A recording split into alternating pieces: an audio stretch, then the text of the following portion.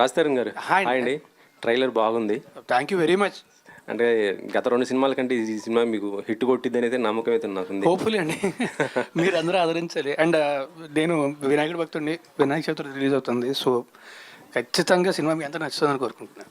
అది మారుతి గారు కొద్దిగా బిజీగా ఉన్నారంట. అది ప్రభాస్ గారిది షూటింగ్లో ఉన్నారు సార్. అదే అందుకే రాలేదని తెలిసింది. యా సో ట్రైలర్లో ఒక డైలాగ్ ఉంది, నువ్వు పెద్ద గబ్బర్ సింగ్ అంటూ. ఏంటి పవన్ గారి సినిమాని లాగటానికి కారణం ఏంటి? మా డైరెక్టర్ పవన్ కళ్యాణ్ గారికి విపరీతమైన ఫ్యాన్ అండి. అంటే పవన్ కళ్యాణ్ అందరూ ఫ్యాన్సే, ఆయన అంటే అందరూ ఇష్టమే. బట్ మా డైరెక్టర్ డై హార్డ్ ఫ్యాన్ అనమాట. సో ఆయన రెఫరెన్స్లు చాలా కనబడుతుంటాయి మీకు. సార్ ఆయన అంటే ఫ్యాన్ అంటే ఒక్కవచ్చు, హీరోయిన్తో చెప్పించారు నువ్వు పెద్ద గబ్బర్ సింగ్ అంటూ చెప్పించడం. మొన్న ఒక వీడియో తను రిలీజ్ చేసింది, మ్యాటర్ లేదు అంటూ. అది తిని కాదండి, అది ఎవరో అది మా డైరెక్టర్కే తెలియాలి. తను కాదండి. కాదు అంటే అదే ఆ డైలాగ్కి ఇప్పుడు గబ్బర్ సింగ్ పెద్ద గబ్బర్ సింగ్ అంటే మీనింగ్ మారిపోతుంది కదా.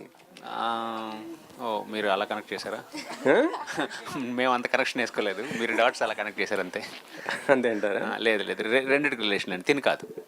ఇంకో క్యారెక్టర్ జగన్ కూడా వాడారుగా ఇలా నథింగ్ అండి, అలా వాడాలని స్పెసిఫిక్గా అనుకోలేదు. దట్ గాయ్ అబ్బాయి ఎవరైతే చేశారో he is meant for that. అతను చేసేటప్పుడు ఎనాక్ట్ చేసేటప్పుడు అంటే చూస్తాం కదండి, ఒక యాక్టరు దేన్ని బాగా చేయగలడని చూస్తాం కదా. సో ఆ ఇమిటేషన్ అతను బాగా చేయగలడు. ఇట్స్ నాట్ లైక్ జగన్ గారిని చేయాలని ఏ లేదు.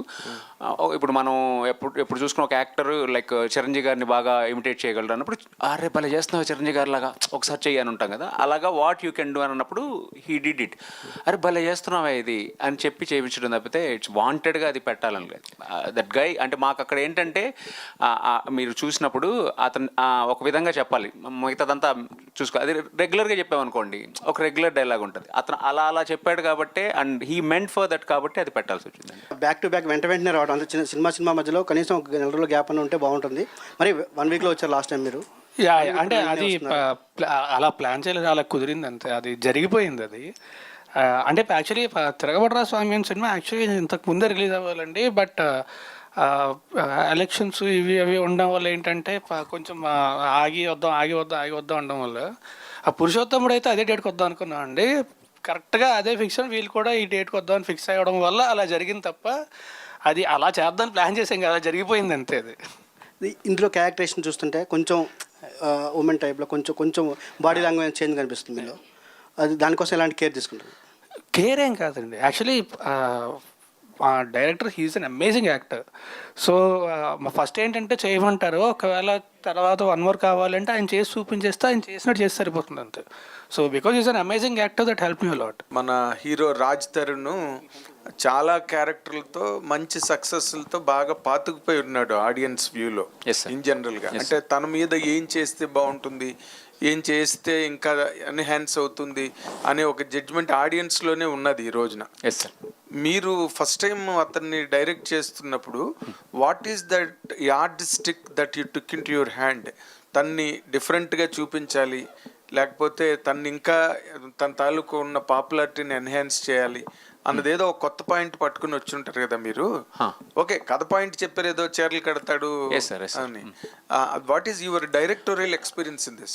అంటే మీరు అన్నారు కదా సార్, తనకున్న ఒక పాపులారిటీని ఎన్హాన్స్ చేయాలి, అదైతే మైండ్లో లేదు సార్. ఓకే, ఫస్ట్ క్యారెక్టర్ని నీట్గా డిజైన్ చేసుకున్నాం. ఆ క్యారెక్టర్కి రాజ్ ఎలా అడాప్ట్ అవుతారని అలా అడాప్ట్ చేసాం సార్. అంటే ఈవెన్ లుక్ వైజ్, తన కాస్ట్యూమ్స్ వైజ్ మొత్తంగా. సో ఆ క్యారెక్టర్కి తను ఎలా అడాప్ట్ చేయాలి అంటే క్యారెక్టర్లోకి రాజుని పెట్టాం కానీ రాజులో క్యారెక్టర్ని తీసుకెళ్ళలేదు. ఇప్పుడు ఈ సినిమా మొన్ననే అంటే దగ్గరగా కొంచెం యాక్షన్ పార్ట్ సెకండ్ హాఫ్ నువ్వు అందరినీ కొట్టడాలు గట్ట బీభత్సంగా తిరగబడారు స్వామిలా. ఇప్పుడు కంప్లీట్గా ఆడపిల్లలకి చీరలు కట్టే క్యారెక్టర్ అని చెప్పి మీ డైరెక్టర్ ఇందాక చెప్తున్నాడు కదా. అసలు what is your experience in this character? I really enjoyed అండి. అంటే మనకి మామూలుగా ఇప్పుడు సరదాగా ఉండే క్యారెక్టర్లు ఎప్పుడు చేస్తూ ఉంటాం, అది మనకి రెగ్యులర్గా అనిపిస్తుంది. You see when something like this comes, అది ఛాలెంజింగ్గా ఉంటుంది అండ్ అంటే కొత్తగా ఉంటుంది. Every day it's a new experience. You have to అంటే మనమే ఆలోచించుకొని కొత్తగా ఎలా చేయాలి, అది మనకి పని అని ఛాలెంజింగ్గా ఉంటుంది. చాలా బాగుంటుంది ఎక్స్పీరియన్స్ చేసేటప్పుడు. లేకపోతే ఏంటంటే ఒకటే చేస్తూ ఉంటే బోర్ కొడుతుంది. ఇది నాకు అంటే ఫస్ట్ క్యారెక్టర్ విన్నప్పుడు కూడా మనకి ఇందాక చెప్పినట్టే రైలు చూసినప్పుడు అందరికీ కూడా చాలా ఈజీ చిన్న లైన్ దాటడం అనేది చాలా తెలియకుండా వెళ్ళిపోవచ్చు. బట్ నాకు శివసాయి వచ్చి 1.5 hour నాకు కథ అంటే ఐడియా కథ అంతా అయిపోయిన తర్వాత తను అసలు ఎలా చూస్తున్నాడు సినిమాని అని నాకు క్లియర్గా చెప్పాడు.